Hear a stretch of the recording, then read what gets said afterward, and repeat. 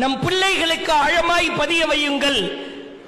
என் அருமை மகனே, மகளே, நீ எதை வேண்டுமானாலும் பயன்படுத்து, ஆனால் அல்லாஹ் உன்னை பார்த்து கொண்டிருக்கிறான்.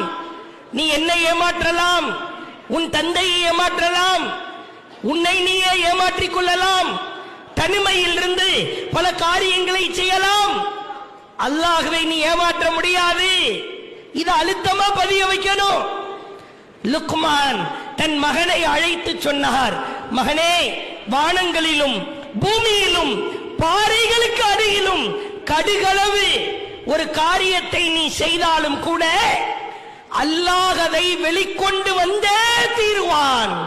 எப்படிப்பட்ட உபதேசம் பாருங்க. நீ யார்கிட்ட மறைக்க முடியும்?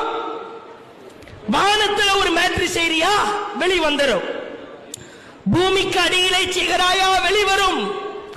பாறைக்கு அடியிலே கடுகள ஒரு காரியத்தை புதைக்கணும் நினைக்கிறியா, அல்லாஹ் அதை கொண்டு வந்தே தீருவான். இது ஆழமாக பதிய வையுங்கள்.